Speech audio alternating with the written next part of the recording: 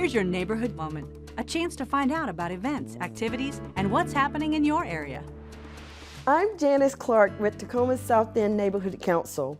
This is our neighborhood moment. With me today, my guests are Patrick Fischer and Darren Penn. We will start the interview today with Darren Penn. Darren with Safe Streets Campaign. Darren, we want you to talk about the upcoming cleanup that has happened in the community. Talk a little bit about Safe Streets and then how is the mission of the neighborhood watch groups. The Safe Street have been exist for 28 years, and Safe Street have its own mission, and the neighborhood watch group have its own mission too. And not many people know that it's the neighborhood watch group have its own mission. So what is the neighborhood watch group? The neighborhood watch group is an organized group of neighbors looking out for each other to create safe, clean, and healthy neighborhood. So that's the group goal and objective and a mission for the neighborhood watch group. And in 2017, during the cleanup, the South End neighborhood area have more neighborhood engagement and the cleanup more than any other in the entire city. And we have 144 citizens engaged in the cleanup, and they spent about 1,000 hours for that cleanup alone for 2017. And 27 neighborhood groups in the South End engaged. And they hauled away the junk 275 tons from the neighborhood with the support from the city of Tacoma. Yes. So that's part of a neighborhood see the mission, clean and healthy. Yes. And they are planning to do again in 2018. The application is working on it, and many people have already submitted the application. Okay. And you're obviously the point of contact. We've been working for many years in community. I won't date myself today, but I'm so happy you're on the show today to help our neighbors know how they can get engaged and become a part of what we're doing in the South End neighborhood. So thank you again, Darren, and I'll probably hear back from you in a moment. We want to turn our attention now to Patrick Fischer. Patrick Fischer has over 40 plus years in the financial industry. He worked with Fannie Mae, and he saw in the early 90s how we jettisoned up until the 2008 when we had an economic downturn as it relates to our housing. And so he's very passionate in our community. And so we're going to hear from him today, and he's going to talk to us about the old Puget Sound Hospital and that demolition project and where we're headed today with South Sound 9/11. Thank you for letting me be here. Yeah, let's talk about the hospital first. I think everyone should buy some stock in end dust because the dust that is being kicked up by the demolition right now is, a little problematic. But the real reality is that that hospital was an eyesore and should have never been allowed to sit there for 6 years, occupied by homeless. And occupied by vermin, the rodent type, et cetera, et cetera. And it took me and about 17 or 18 other neighbors in the Lincoln South area, about 18 months to finally convince Pierce County, who owned the property, 18 months to convince them to fund it. Yes. And then we're going to be having the successor, if you will, to that is going to be the South Sound 911 Communication Center. Okay. That will be all of the dispatch for Pierce County and the surrounding areas for EMS, fire, and police.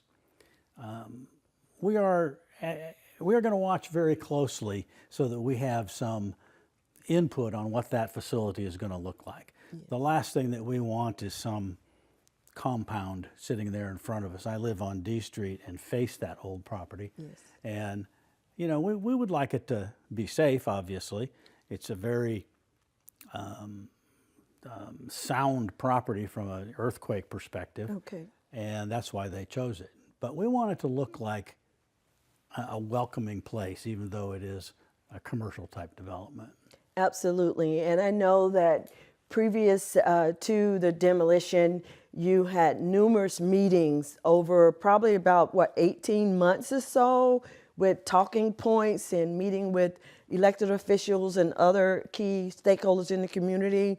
Do you want to talk a little bit about how that process, is that a good process to follow for future? It worked well for us. It got their attention. We essentially had a kind of a phone tree, if you will. Okay. Call it an email tree is a better term. And we would send out a spreadsheet once a week and have this week's talking points. And they were developed based on the news and things we had heard from talking to officials, et cetera. And then we would have a target list, whether it was the county council. In one case, it was the city council, because they were allowing, certain regulations to be ignored, just because the county owned it. There was a point when I talked to one of our county or city councilmen saying, "Hey, if I owned that building in that condition, would you have let me have it there?" And he sheepishly had to say, "No, we probably wouldn't." So those are the kinds of talking points that we just hit them every single week. And, to my followers, I would just simply say, here's the talking points, here are the targets for the week, and here are some other folks that if you want to write to them, you can do that too. Wow. Now, was it engaging to get the community members, the citizens that live near, in your neighborhood watch group to get involved, that they over time began to swell into their attendance to the meetings? Yeah, and actually, I actually didn't take over as the chair of my Lincoln South Safe Streets group until just this last March. So I was engaged with a lot of the Safe Streets folks, especially those that lived and were impacted directly by the homeless problem that was in the hospital, et cetera. So this worked. It worked out pretty well, the way we structured it. So that's awesome. And so I know that South Sound 911 is very, very happy about their new home to be. yeah. And that, and I also hear that you're going to have a trifecta meeting to make sure the neighbors know priorities of calls so they can fully understand the full scope versus just getting part information and thinking that maybe their calls are not heard through the 911. You know what the real beauty of the Safe Streets group is that they're structured in a lot of little groups across the south end and east side.